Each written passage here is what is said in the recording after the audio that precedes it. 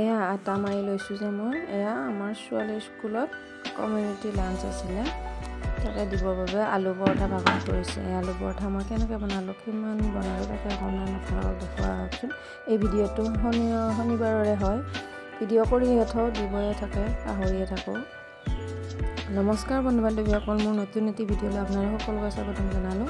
এয়া মই তাইৰ ভাগত পৰিছে 10খন আলু পৰঠা। এয়া মই আটাখিনি ৰাতিয়ে মাৰি দিছোঁ। ৰাতিপুৱা যিহেতু সোনকালে 7:30 যাব লাগে, এই আটাখিনি মাৰি থৈ দিছোঁ। তাৰপিছত ৰাতিপুৱা উঠি মই ধুনীয়াকৈ আলু বইল কৰিলোঁ। আলু তাৰপিছত পিঁয়াজ এনেদৰে কাটি লৈছোঁ। তাৰপিছত ইয়াতে মই ধনিয়াও দিছোঁ, নিমখ, তেল আৰু যি মছলা খায় মই অকণমান জিৰা গুড়ি দিছোঁ, জালুকৰ গুড়ি দিছোঁ, দি এইখিনি সানি লওঁ। জানেই বাৰু সকলোৱে বনাব, তথাপি মই কেনেদৰে বনালোঁ কি কৰি অকণমান আপোনালোকক দেখুৱালোঁ।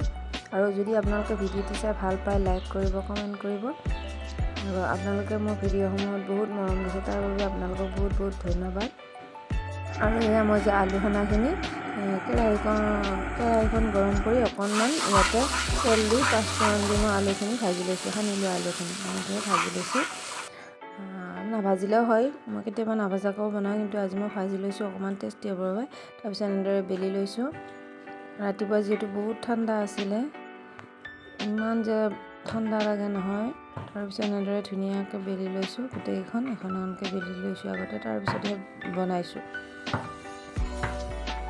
আৰু ইহঁতৰ সকলোকে নিব দিছে, ৰোল নম্বৰ ৱাইজ দিছে। আমাৰ এই ভাগত পৰিছে আলু পৰঠা আৰু কোনোবাই paneer, motor paneer, fried rice, তাৰপিছত মিঠাই কিবাকিবি এনেদৰে চবৰে ভাগত ভগাই দিছে। আৰু প্ৰতি বছৰে হয় ইহঁতৰ, বহুত ভাল লাগে, সকলোৱে লগ হৈ এনেদৰে খায়। আৰু এই যে হটকেছটোত মই তাইক আলু পৰঠাকেইখন ভৰাই দিছোঁ আৰু ইয়াতে নাম লিখি দিছোঁ, যিহেতু হটকেছটো তাতে লৈ গ'লে আকৌ হেৰাব পাৰে, সেইবাবে নাম লিখি দিছোঁ। এনেদৰে নাম লিখি দিব দিয়ে, নাম লিখি লৈ যাব দিয়ে।